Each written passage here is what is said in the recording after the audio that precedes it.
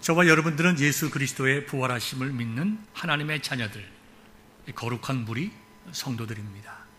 우리 지난 주일에 우리 잉글리시 미니스트리의 목사님이신 우리 존 리 목사님께서 아름답게 부활하신 예수 그리스도에 대하여 말씀을 선포해 주셨습니다. 오늘은 지난주에 이어서 부활에 관한 성경 말씀을 텍스트로 가지고 함께 은혜를 나누겠는데요. 특별히 엠마오로 가는 두 제자들의 이야기를 중심으로 예수 그리스도의 부활과 그것이 주는 의미에 대해서 말씀을 나누겠습니다. 특별히 저는 오늘 부활 그 자체의 말씀보다는 이미 지난주에 이 목사님께서 충분히 말씀하셨으므로 저는 이 본문의 말씀을 통하여 예수 그리스도의 부활을 설명하는 과정 속에 가려져 있는, 직접적으로 드러나 있지는 않지만 우리 주님께서 우리에게 증거하고자 하는 메시지에 대해서 특별히 세 가지 포인트를 가지고 여러분과 함께 은혜를 나누고자 합니다. 첫 번째는 우리의 신앙이라고 하는 것은 하나님의 말씀을 믿는 것입니다. 우리 신앙의 근거도 하나님의 말씀이고 하나님의 말씀대로 살아가는 것이 그리스도인들이고 하나님의 말씀에 순종하여 그 뜻을 이루어가는 것이 그리스도의 제자들의 삶의 모습입니다. 하나님의 말씀을 믿지 아니한다고 하는 것은 하나님을 믿지 않는 것입니다.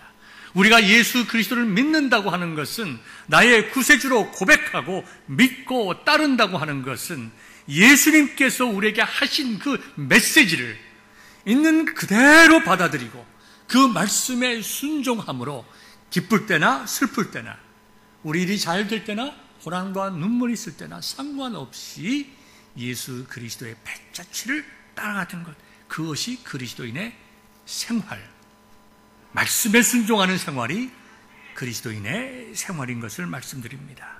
그렇지 않으면 우리가 오랫동안 교회에 나와도 아무리 많은 신학적인 지식이 있고 성경적인 지식이 있다 하더라도 그것은 우리를 구원하는 참된 진리의 말씀이 아닙니다. 예수님께서 말씀을 증거하실 때에 많은 이적을 베푸셨습니다. 그 이적을 경험한 사람들, 본 사람들 다 예수님 믿고 따라간 것 아닙니다. 흥분하고 놀랍고 정말 기이한 일에 대해서 나가서 외쳤지만 예수 그리스도를 그들의 구주로 믿고 따른 제자들은 소수입니다.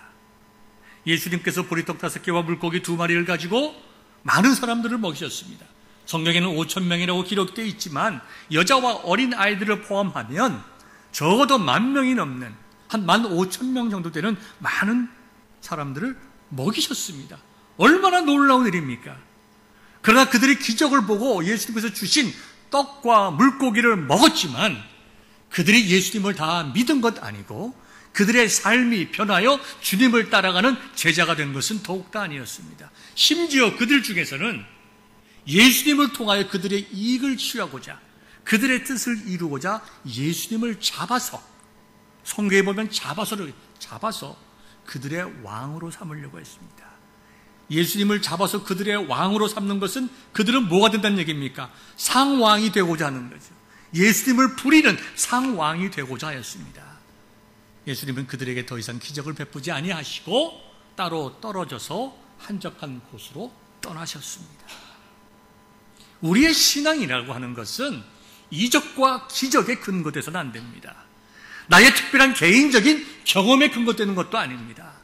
그런 것들은 우리의 신앙에 도움은 될 수 있을지 모르지만 우리 신앙의 근거는 분명하고 명확한 하나님의 말씀이 되어야 된다는 것을 오늘 본문의 말씀이 우리에게 증거하고 있습니다.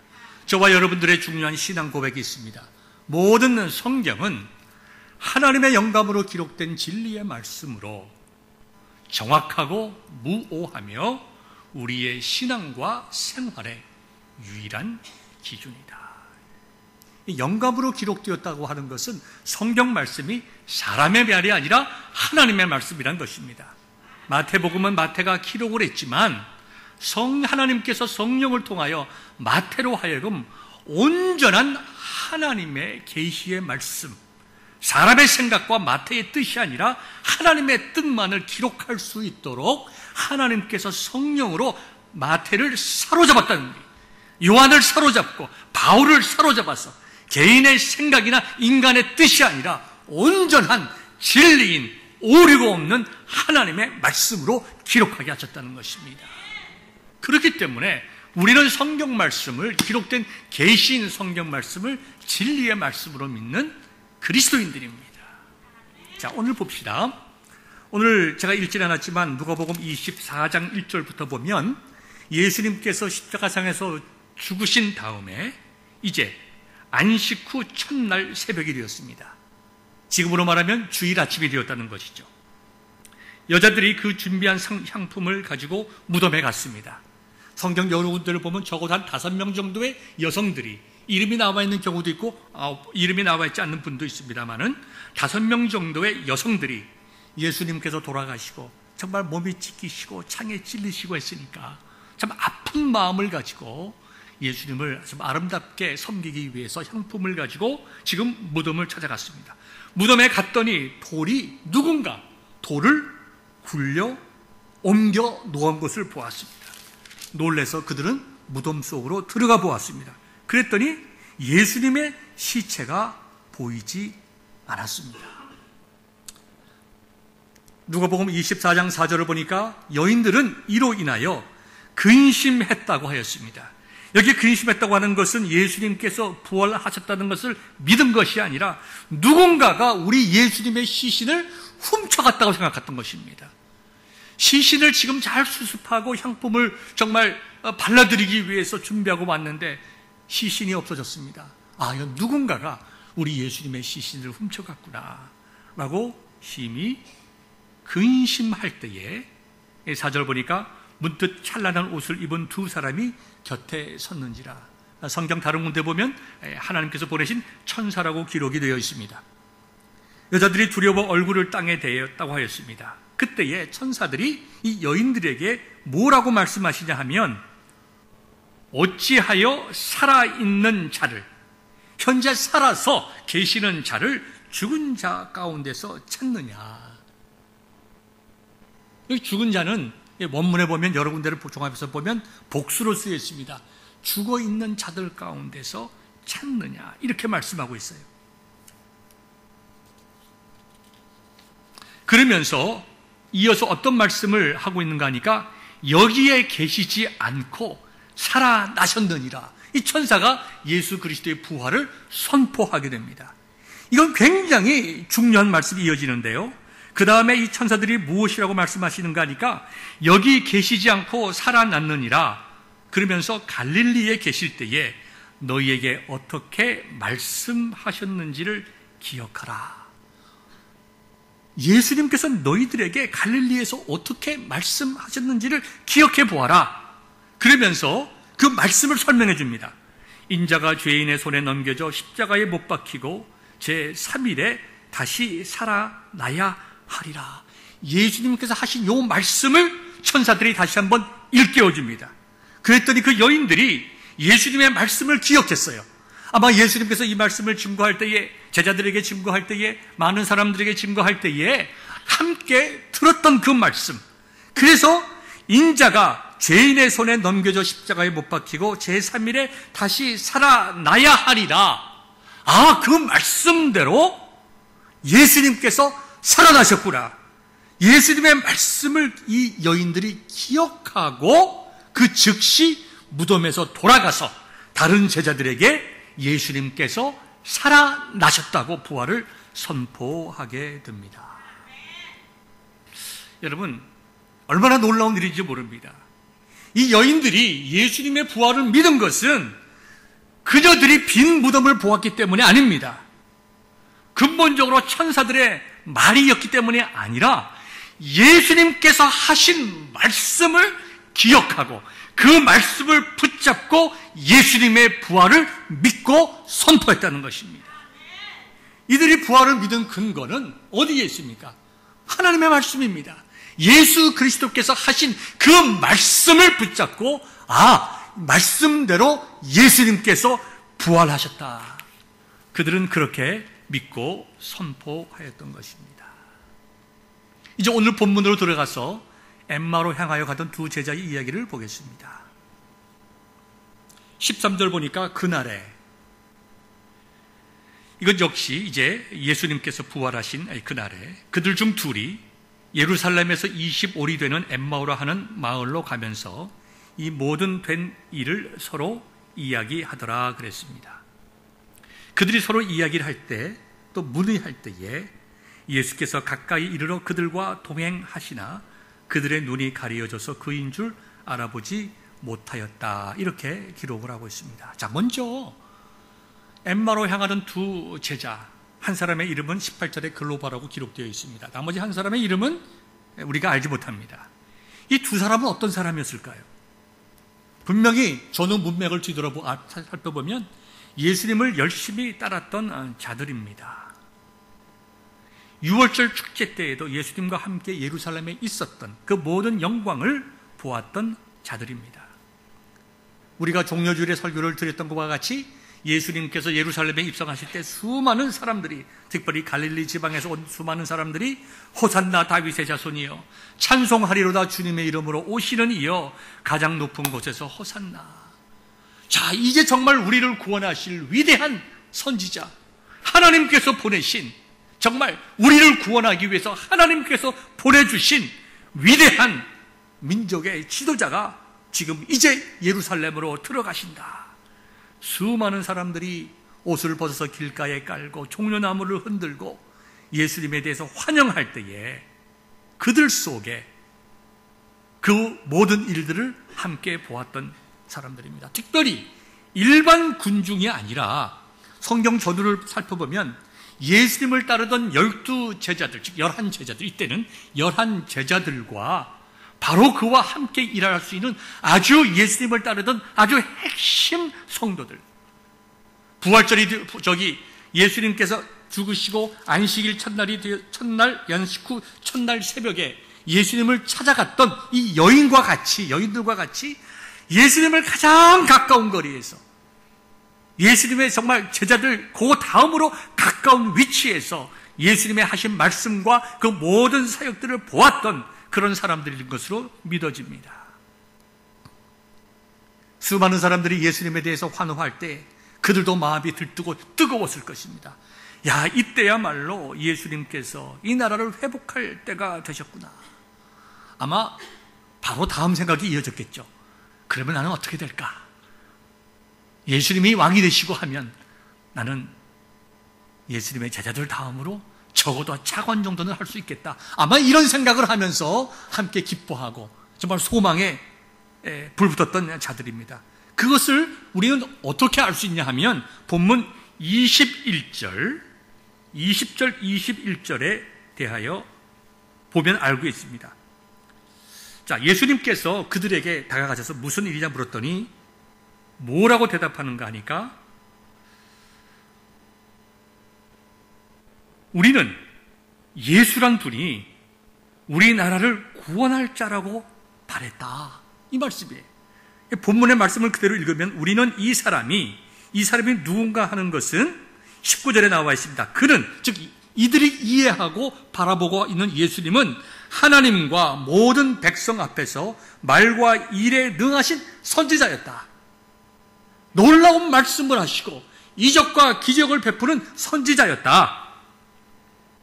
그래서 우리는 예수님이 정말 우리나라를 나라와 민족을 구원해 줄 그러한 위대한 분으로 우리는 믿고 따랐다.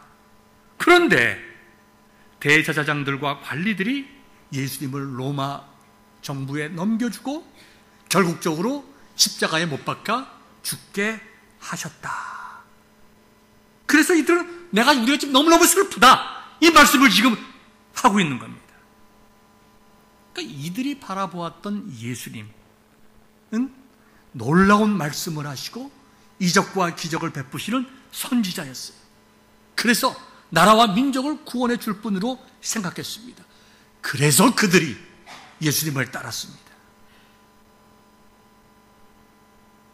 이들뿐만 아니라 예수님의 제자들도 마찬가지였습니다. 수많은 군중들도 마찬가지였습니다. 나라와 민족이 해방되기를 원했고 간절히 소망했고 그 후에 일어날 자기들의 유익에 대해서도 아마 그들은 마음 설레면서 예수님을 따랐는데 그들이 낭망했던 이유는 예수님께서 그들의 기대에 부응하지 않았기 때문입니다.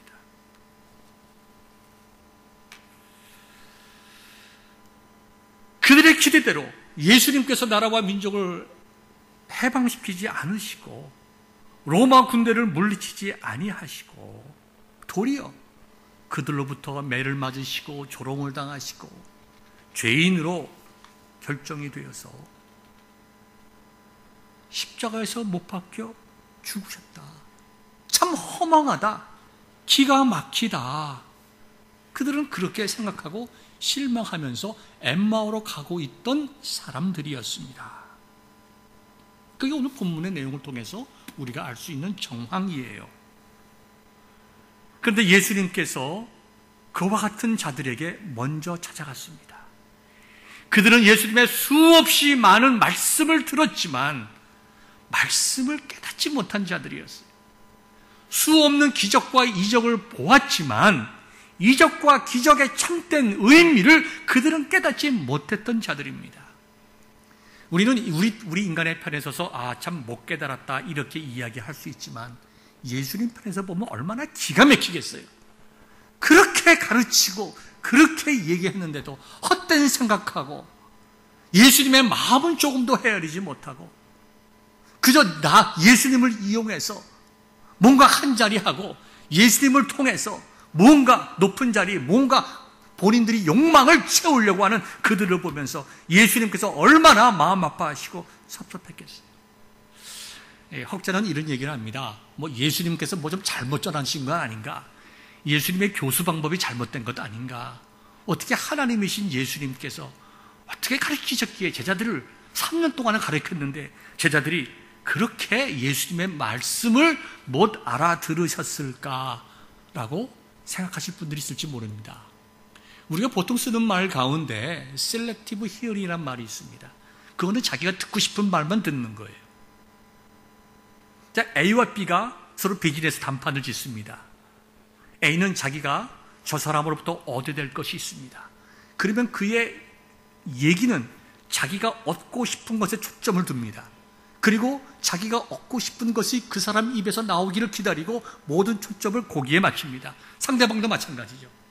그래서 전체적인 문맥에서 말을 이해하지 못하고 자기가 듣고 싶은 것만 기억이 남는 거예요.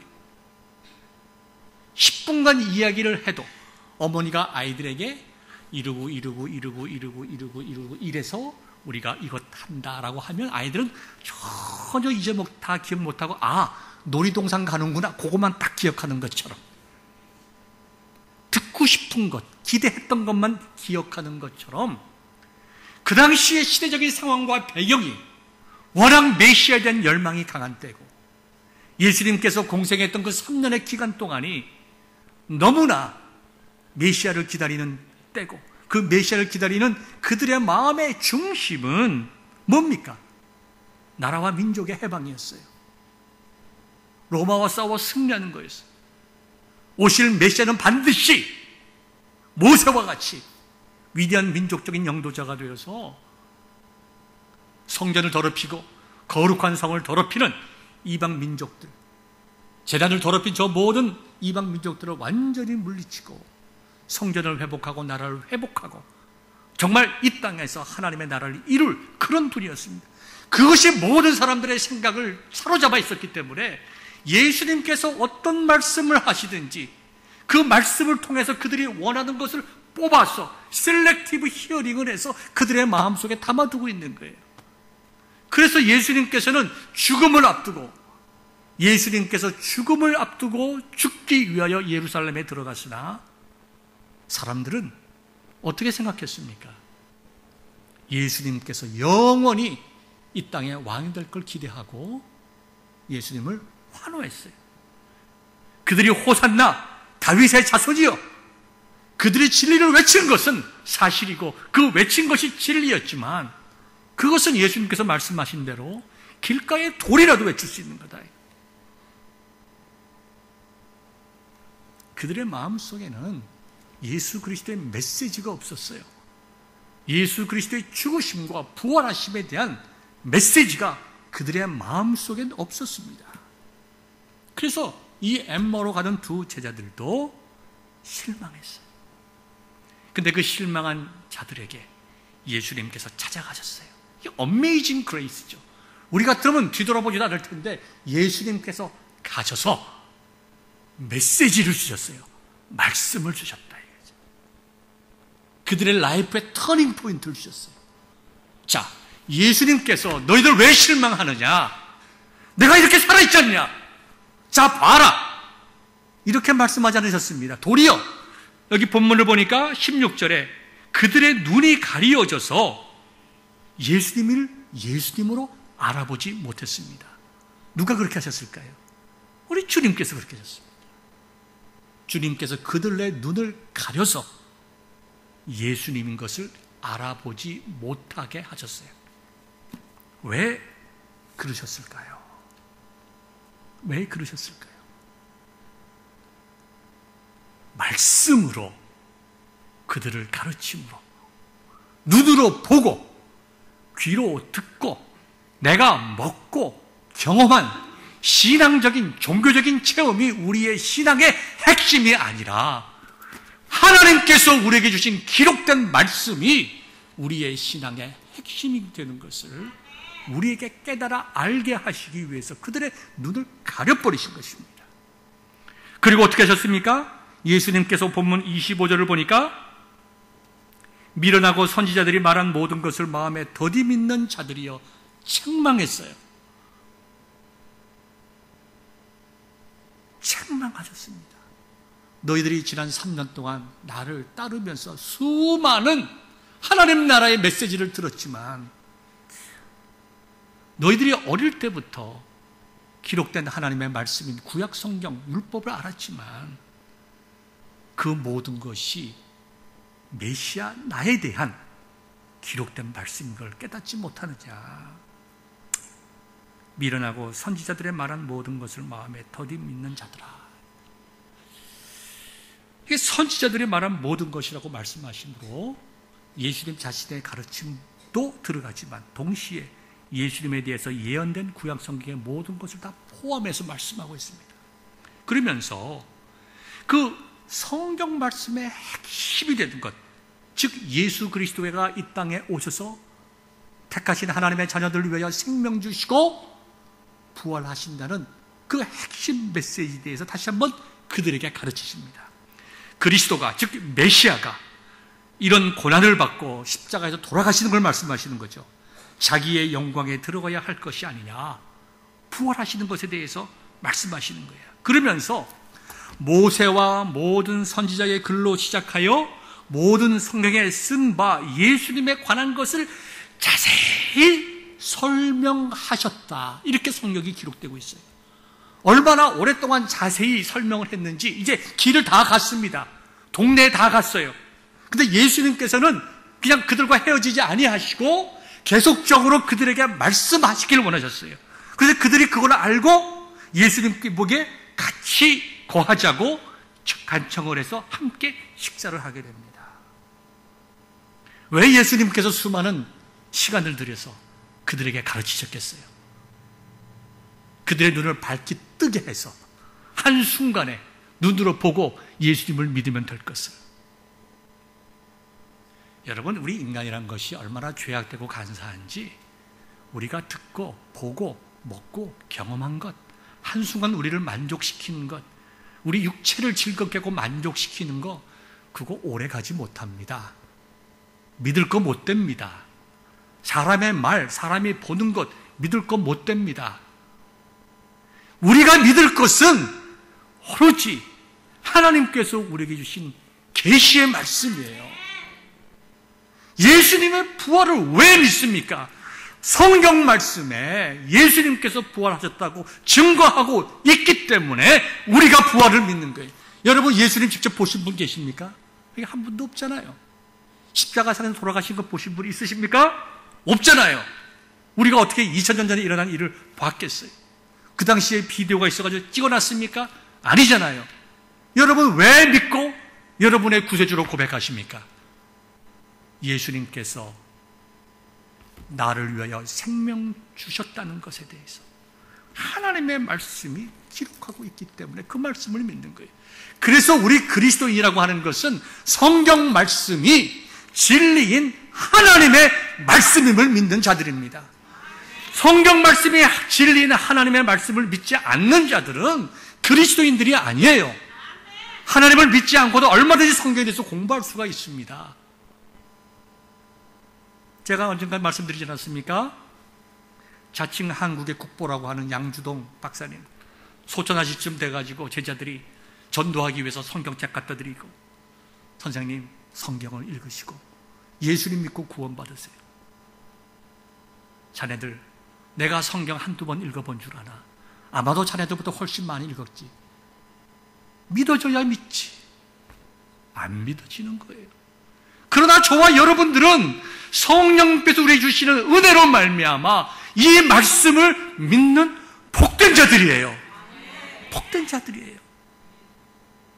예수님의 제자들은, 심지어 도마 같은 사람은 부활하신 예수 그리스도의 상처에 손에 있는 못자국과 허리에 있는 창자국에 자기 손가락을 집어넣고 그때 가서야 예수님의 살아계심을 고백했습니다. 예수님이 뭐라고 얘기했습니까? 네가 이제 보고 만져보고 믿느냐?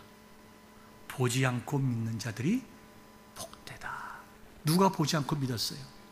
여인들이 보지 않고 믿었잖아요. 말씀 붙잡고 믿었잖아요. 예수님께서 죽으신 그 무덤에 갔더니 예수님이 안 계셨어요. 시체가 없었어요. 처음엔 그들은 누가 예수님 시체를 훔쳐간 줄 알았어요. 그러나 천사가 예수님께서 부활하시겠다는 말씀을 주셨을 때, 깨닫게 했을 때에 그것을 기억하고 예수님께서 내가 부활할 것이다 라고 하신 그 말씀을 붙잡고 부활하신 예수님께서 부활하신 것을 믿었다라는 거예요. 복된 자가 누구냐? 이와 같이 말씀을 붙잡고 믿는 자들이 복된 자다. 예수님께서는 그들에게 좀 더 가르치셨습니다. 같이 음식을 잡수실 때에 떡을 가지사 축사하시고 떼어 그들에게 주셨다. 무엇을 우리가 금방 알 수 있습니까? 예수님께서 잡히시기 전날 밤에 제자들에게 하셨죠. 이제 떡을 떼면서 이 떡을 받아 먹어라. 이것은 너희를 위하여 주는 내 몸이니라. 잔을 주시면서 이 잔을 받아 마시라. 너희를 위하여 흘리는 나의 피 곧 언약의 피로다. 예수님께서 제자들에게 띄워주신 그 떡과 잔을 이들이 기억했습니다. 이들이 그 현장에 있었는지 그것을 보았는지 들었는지는 알 수는 없지만 이 사건을 통해서 바로 우리에게 떡과 포도주를 주시면서 예수 그리스도의 죽음에 대해서 말씀하셨구나. 이분께서 부활하신 예수님이시구나. 예수님께서 정말 우리 성례에 대해서 우리가 공부할 때에 정말 우리가 너무나 알고 있는 것처럼 정말 우리가 보이지 않는 하나님의 은혜를 우리가 만지고 보고 냄새 맡고 하는 그런 은혜의 예식이 성찬 아닙니까? 그런 것처럼 이들에게 성령께서 은혜를 베풀어 주실 때에 그때에 그들의 눈이 밝아져서 예수님일 줄을 아는 거예요. 지금 우리에게 떡을 주시는 이분이, 우리에게 잔을 주시는 이분이 예수님이구나. 그러면서 뭐라고 얘기를 합니까? 길에서 우리에게 말씀하시고 우리에게 성경을 풀어주실 때에 우리 속에서 마음이 뜨겁지 아니하더냐라고 말씀하시므로 이들이 지금까지 우리에게 말씀해 주신 그분이 예수님이라는 것을 뭘 통해서 깨달은 거예요? 그분이 하신 말씀을 통해서. 또 말씀을 이렇게 정말 떡을 떼고 잔을 나누는 것과 같은 행동으로 우리들에게 말씀을 풀어 이해시켜 주실 때에 그들이 그 말씀을 듣고 말씀에 근거하여 예수님이 부활하셨다는 것을 믿었던 것입니다. 이들은 실제적으로 부활하신 예수님을 그들의 눈으로 보지 못했어요. 이들이 본 예수님은 그들이 눈이 가려져서 예수님을 알아보지를 못했습니다. 이들이 말씀을 듣고 깨달았으나 그때 이미 예수님께서는 그들 속에 계시지 아니했어요. 이건 뭘 의미하고 있습니까? 우리의 신앙의 핵심은 눈으로 보고 내가 만지고 무슨 이적과 기적을 체험하고 죽었던 사람이 벌떡벌떡 일어나고 이런 것이 우리의 신앙의 핵심이 아니고 기본이 아니라 진리의 말씀인 성경이, 하나님의 말씀만이 우리의 유일한 신앙의 이유와 근거가 되어야 된다는 것을 예수님께서 우리에게 말씀하신 거예요. 특별히 예수님께서 사역하실 때에 수많은 이적과 기적을 베푸셨습니다. 사람들은 이적과 기적 베푸시는 것에 포커스를 두었습니다. 아마도 예수님께서는 그런 것으로부터 이제는 살아계신 하나님의 말씀으로 돌아가야 하나님의 자녀들이 바른 믿음을 가지고 주를 따를 수 있기에 이처럼 말씀을 가르쳐 주셨습니다. 믿음의 실체는 하나님의 말씀인 것입니다. 예수님께서 부활하신 것은 굉장히 중요한 믿음의 내용입니다. 그런데 그 부활의 의미가 무엇인지, 그 부활이 어떤 예언을 통해서 이루어졌는지, 그 의미와 그것이 내 인생에 어떠한 관계를 가지고 있는지, 그것을 어디를 통해서 알 수 있습니까? 하나님의 말씀을 통해서 알 수 있는 거예요. 눈에 보이는 예수님의 부활하신 몸보다 더 중요한 것은 기록된 예언의 말씀이라는 것입니다. 모든 성경은 하나님의 영감으로 기록된 진리의 말씀이어서 이 성경 말씀에 기록한 예수님의 부활에 대해서 우리가 가감없이 믿고 따라야 하는 우리 신앙의 근본이 된다는 것을 우리가 이해하여야 합니다. 누가복음 24장 8절에 보면 무덤을 찾아갔던 여인들 역시 예수님의 몸을 보지 못했으나 부활하시겠다고 하신 예수님의 말씀을 기억하고 그 말씀을 믿고 예수님은 부활하셨다고 외쳤습니다. 이적과 기적과 여러 가지 우리가 보지 못한 이상하고 희한한 일이 존재하기도 합니다. 때로는 우리가 믿음이 연약한 자들이기 때문에 그와 같은 신비스러운 신앙의 체험들이 우리에게 필요합니다. 그러나 그 어떤 것도 하나님의 말씀과 대치될 수가 없습니다. 비교할 수도 없습니다. 성도들은 가끔 저에게 그런 얘기를 합니다. 우리 목사님은 맨날 말씀. 좀 교회에서 병도 좀 고치고 이적도 나고 기적도 나고 이 성령의 시대에 성령 충만한 걸 좀 강조했으면 좋겠다. 여러분, 성령 충만이 뭐예요? 뭐라고 생각하십니까? 하나님의 말씀이 충만하고 하나님의 말씀대로 살아가는 영적 상태가 기쁘든지 슬프든지 즐겁든지 괴롭든지 하나님의 말씀에 우리 신앙의 근거를 두고 하나님의 말씀대로 기쁘게 그 길을 갈 수 있는 신앙의 상태가 성령 충만이에요. 그러므로 가장 정확하고 짧은 데피니션을 내린다고 하면 성령 충만은 말씀 충만이에요.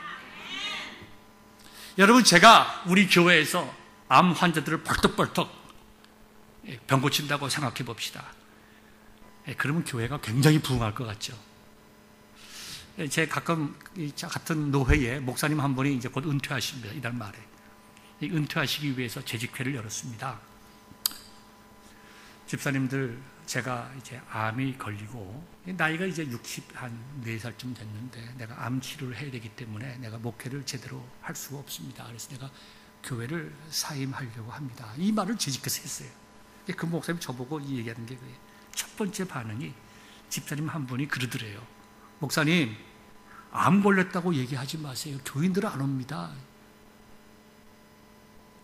얼마나 목사님 마음에 상처가 됐겠어요. 목사는 암 걸려도 안 되고 감기 걸려도 안 돼요, 여러분.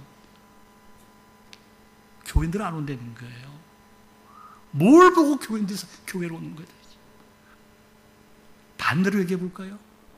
우리 교회 목사님은 기도해가지고 암 환자도 벌떡벌떡 고치고 못 걷던 사람도 걷게 하고 저 못 걷던 사람 걷게 했습니다. 니카라과에서 설명했잖아요.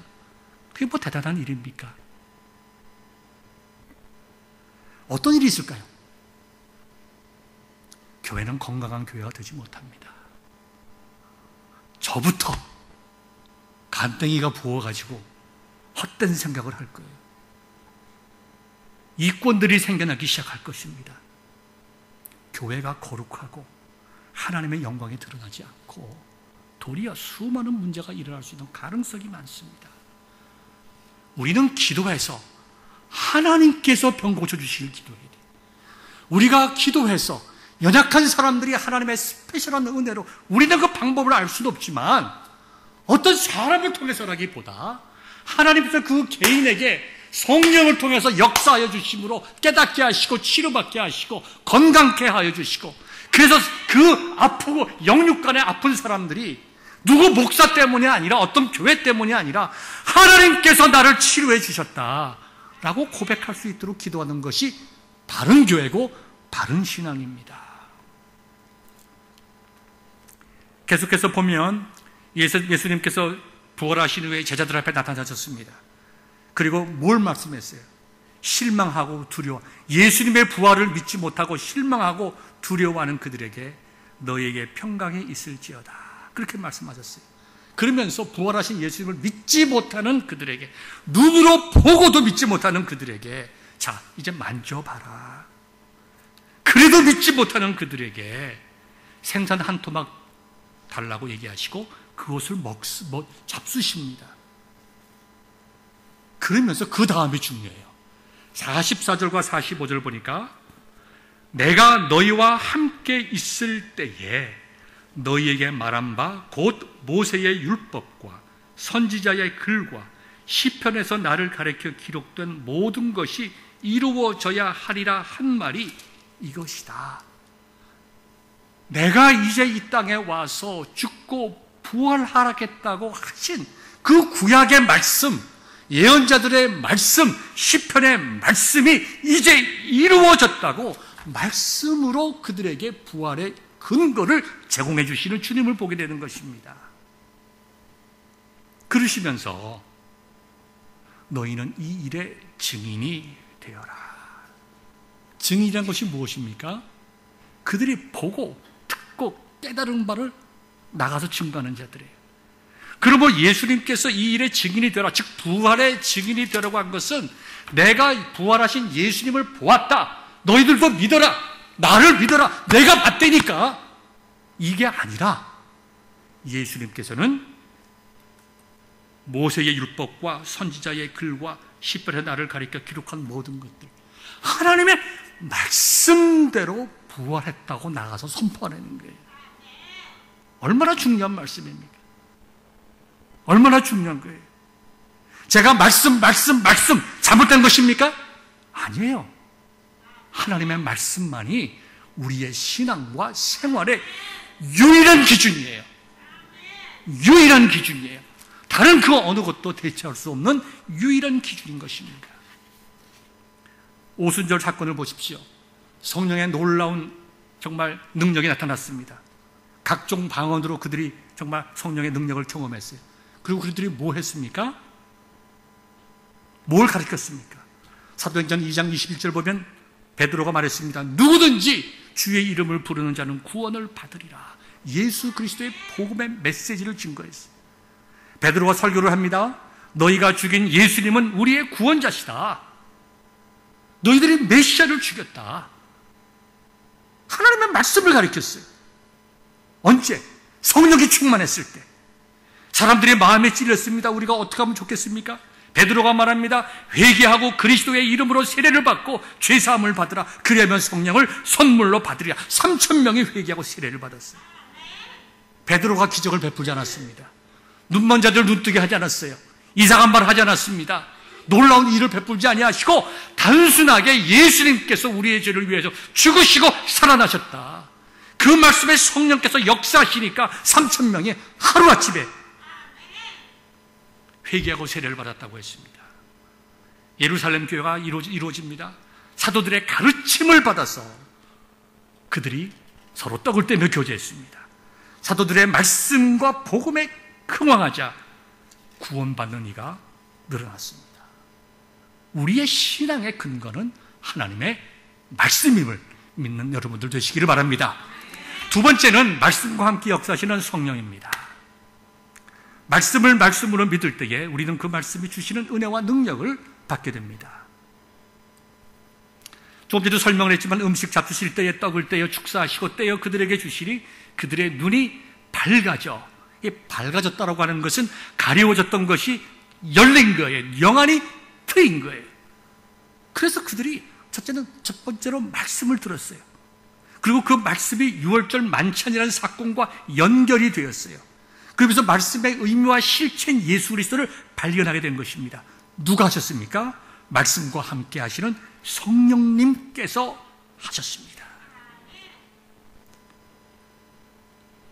32절 보니까 말씀을 들을 때에 우리 속에서 마음이 뜨겁지 아니하더냐. 말씀이 그들에게 심령에 다가올 때에 그 말씀을 통하여 그 어두운 마음들을 밝게 하시는, 예수님을 정말 바르게 믿지 못했던 그들의 어두운 심령을 밝게 하시는 성령께서 말씀과 함께 역사하실 때에 그들이 예수님을 바로 알고 부활하신 예수님을 믿게 되었다는 것입니다. 얼마나 중요한 말씀인지 몰라요. 많은 분들이 지금은 성령시대라고 얘기를 합니다. 성령시대라고 하는 것이 무슨 말입니까? 하나님의 말씀보다 특별하게 다른 어떠한 현상을 강조하는 말이에요. 성령시대가 틀렸다는 말이 아닙니다.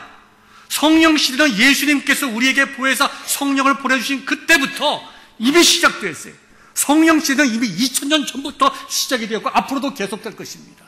왜 이 말을 우리가 조심해야 되냐 하면 성령시대라고 얘기하는 그 말 속의 뒷면에는, 가려진 면 속에는 하나님의 말씀에 대해서 등한시하는 그러한 사상이 들어있기 때문에 신앙의 근거를 말씀에 두지 않고 어떤 보이는 현상이나 어떤 경험이나 체험에 두기 때문에 우린 조심해야 된다는 거예요. 그리고 하나님의 말씀이 분명히 정의하고 있습니다. 요한복음 14장 26절을 보면 이 시대는 성령 시대인데 성령께서는 믿는 자들에게 성경의 진리를 가르쳐주는 시대예요. 성령께서 우리로 하여금 예수님을 알게 하고 그분의 말씀을 깨닫게 하고 믿게 해주는 시대라 이거죠. 예수님이 직접 가르치지 않으시지만 예수님으로 부름받은 12사도들이 예수님의 말씀을 직접 전하시지 않으시지만 이 시대는 성령께서 말씀을 통하여 우리 각자 한 심령들에게 하나님의 뜻을 나타내 주신다는 거예요.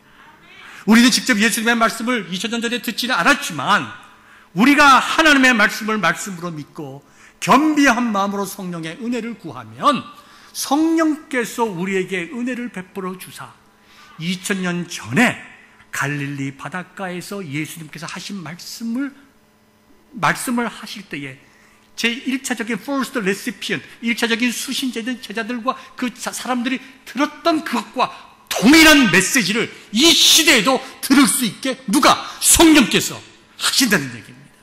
이게 성령 시대입니다. 요한복음 15장 26절을 보면 이렇게 기록되어 있습니다. 예수님께서 이런 말씀을 하셨어요.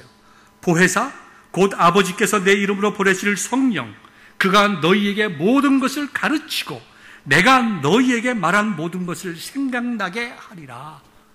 예수님의 말씀이에요. 성령이 하시는 일이 무엇입니까? 내가 너희들에게 성령을 보내겠다. 그러면 성령님은 너희들에게 나를 이제 대신해서 모든 것을 가르치고 내가 너에게 말한 것을 생각나게 할 것이다. 이건 깨닫는 것뿐만 아니라 은혜와 능력을 주셔서, 특별히 은사를 주셔서 우리로 하여금 주님의 교회를 세우게 하시고 말씀을 흥왕하게 하시고 그 말씀대로 살아가게 하시는 능력을 주신다는 말씀이에요. 사도행전 2장 8장을 볼까요? 우리가 잘 아는 말씀 여기 있습니다. 오직 성령이 너희에게 임하시면 너희가 권능을 받고 예루살렘과 온 유대와 사마리아 땅끝까지 이르러 내 증인이 되리라. 성령 충만한 자들은 말씀 충만하여 그 말씀을 선포하는 자들이에요. 마태복음 28장 18절을 보면 18절 20절까지를 보면 이렇게 기록되어 있습니다. 예수님의 마지막 말씀이에요. 하늘과 땅의 모든 권세를 내게 주셨으니 그러므로 너희는 가서 모든 민족을 제자로 삼아 아버지와 아들과 성령의 이름으로 세례를 베풀고 내가 너희에게 분부한 모든 것을 가르쳐 지키게 하라. 볼지어다 내가 세상 끝날까지 너희와 항상 함께 있으리라. 마지막 말씀도 뭐라고 얘기했었어요? 모든 민족으로 제자를 삼아, 그죠? 아버지와 아들과 성령의 이름으로 세례를 베풀어 주라. 내가 너에게 분부한 그 모든 것, 내가 너희들에게 가르친 것을 가르쳐서 지키게 하여라. 그러면서 내가 세상 끝날까지 항상 너희와 함께 있으리라. 이 말씀을 하십니다. 자, 이 말씀은 18절에 앞에 있는 말씀과 연결해서 우리가 이해를 해야 돼요. 18절에 뭐라고 말씀하시는가 하니까 하늘과 땅의 모든 권세를 내게 주셨으니 라고 말씀하신 후에 너희는 가서 이렇게 말씀하십니다. 즉 하늘과 땅의 모든 권세를 내게 주셨다는 말과 뒤에 이어져 오는 말씀과 연결이 안 돼요. 그런데 맨 마지막과 연결이 되는 거예요. 예수님께서 우리에게 너희는 가서 모든 민족을 제자로 삼아 아버지와 아들과 성령의 이름으로 세례를 베풀어라. 좀 뒤집어 말하면 먼저 가서 가르치고 그들로 하여금 신앙을 고백하게 하고 그들에게 성부, 성자, 성령의 이름으로 세례를 주라. 하늘과 땅의 모든 권세를 가진 내가 너희와 항상 함께 하리라. 자, 하늘과 땅의 모든 권세를 가졌다는 게 뭐예요? 하나님께서 내가 너희들에게 보낼 성령을 통해서 은혜와 능력을 줄 것이다. 은사를 줄 것이다. 너희들이 모여서 함께 예배드리고 함께 말씀을 증거하고 나가서 복음을 땅까지 증거할 수 있도록 성령께서 너희들에게 각종의 은사를 주시고 은혜를 주시고 능력을 주실 것이다. 성령께서 우리에게 주시는 모든 그 각종 아름다운 것들을 이유가 어디 있어요? 예수 그리스도를 알고 믿고 선포하는 거예요. 말씀과 성령은 구분되는 것이 아닙니다. 동절의 양면과 같은 거예요. 우리가 이 시대는 성령 시대라고 얘기할 때에 이 시대는 성령께서 예수 그리스도의 진리의 말씀을 깨달아 알게 하시고 은혜와 능력을 주사 하늘의 땅과 모든 권세를 가진 하나님의 예수님의 영인 성령께서 우리와 함께 하시면서 은혜를 베풀어서 우리가 능력 있게 그리스도의 복음을 증거하게 하시는 것이 성령님이시고 성령의 시대이지 어떤 우리가 잘 보고 듣지 못하던 어메이징한 것을 눈으로 보고 듣고 느끼고 하는 것에 초점을 둔다고 하면 우리는 신앙의 길을 잊어버립니다. 마지막으로 시간이 좀 지났지만 행동하는 믿음입니다. 오늘 본문에 있는 제목의 말씀이죠.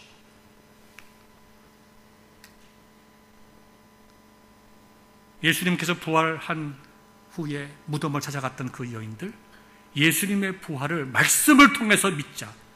바로 믿음. 그 말씀과 자신과 연관해서 자신의 말씀으로 믿자. 그들은 두려웠던 것에서부터 변화되어서 즉시 제자들에게 가서 부활하신 예수님을 증거하였습니다. 엠마오로 가던 두 제자들도 예수님의 말씀을 듣고 예수님을 깨닫게 되었습니다. 그리고 32절에 보니까 뭐라고 기록되어 있습니까? 그들이 서로 말하되 우리가 길에서 우리에게 말씀하시고 성경을 풀어주실 때 우리의 마음이 뜨겁지 아니하더냐 하고 그대로 이끌어나 돌아갔어요. 여러분 이미 저녁 때입니다. 저녁 식사도 했습니다. 가지 못할 이유가 많이 있어요. 인간의 상식과 합리성을 보면 그 다음날 푹 쉬고 먼 거리를 걸어왔으니까 푹 쉬고 그 다음날 가는 것이 상식이고 순리입니다. 이성적인 판단입니다. 그러나 그들은 그렇게 하지 아니하고 그들의 진리되는 말씀을 붙잡고 말씀과 함께 역사하시는 성령님의 은혜를 받자 그들은 즉시 어두워졌음에도 불구하고 피곤함에도 불구하고 그들은 즉시 예루살렘으로 돌아가서 부활하신 예수님을 증거하였다고 하였습니다. 이제 말씀을 맺겠습니다. 우리는 신앙의 근거를 하나님의 말씀에 두어야 됩니다. 그리고 그 말씀이 내 삶을 변화시키고 말씀을 깨달아 알 수 있도록 성령님의 은혜를 구해야 돼요. 하나님 말씀을 배우지도 않고 읽지도 않고 기도하지도 않고 내 어두운 죄가 회개하고 내 심령을 밝히실 성령님을 구하지도 아니하고 교회를 왔다 갔다 하면 설교 말씀 때는 아 그렇구나 그런가 보다 아 참 좋은 일이구나 좋은 말씀 들었구나 마치 예수님은 부활하셨다 우리가 알고 외치지만 그 부활하신 예수님이 내 삶 속에 아무런 상관이 없어요. 내 눈앞에 있는 작은 문제 하나도 해결하지 못해요. 우리가 예수 그리스도의 부활의 능력을 믿는다면 부활하신 예수님께서 우리의 삶 속에서 동일한 은혜와 능력을 주셔서 우리도 부활시켜 주실 것이고, 우리가 이 땅에 살면서도 부활의 은혜와 능력을 체험케 하실 것이라고 말씀하셨는데, 여러분들은 그런 부활의 능력을 체험하고 계십니까? 만약에 아니라고 하면 우리는 이 시간 우리의 마음을 다시 한번 부활절을 맞이해서 하나님 아버지 앞에 나아 내려놓고 하나님 앞에 회개해야 됩니다. 하나님, 나는 입으로 예수님의 부활을 선포할 수 있습니다. 나는 내 양심상 예수님의 부활을 믿는다고 할 수 있습니다. 그런데 예수님이 부활하셨기 때문에 나도 부활할 걸 믿지만 내 삶 속에 드러나는 여러 가지 작은 문제들, 저 이거 해결할 능력이 없습니다. 그러면 예수님의 부활의 능력이 나에게 어떤 의미가 있습니까? 아무런 의미도 없지 않습니까? 나도 죽은 자를 살리신 예수 그리스도의 부활의 능력이 내 속에 조금이라도 임해서 내 인생의 문제, 신앙의 문제, 세상적으로 풀지 아니하고 믿음으로 풀게 하옵소서. 내 힘으로 할 수 없는 것 은혜로 되어짐을 경험케 하여 주옵소서. 믿어지지 아니하던 것들이 믿어지는 역사를 경험케 하옵소서. 우리가 기도해야 됩니다. 말씀을 사모해야 돼요. 말씀을 배우고 읽고 먹고 기도하고 은혜를 사모해야, 예수님께서 따르던 사람들이 많이 있었지만 6명의 여인들만이 예수님의 부활하신 감격에 동참한 것처럼 우리가 그 은혜에 동참하기 위해서 우리 자신들이 하나님 앞에 나아가야 돼요. 여러분 그렇게 하시겠습니까? 우리 시간 기도하겠습니다.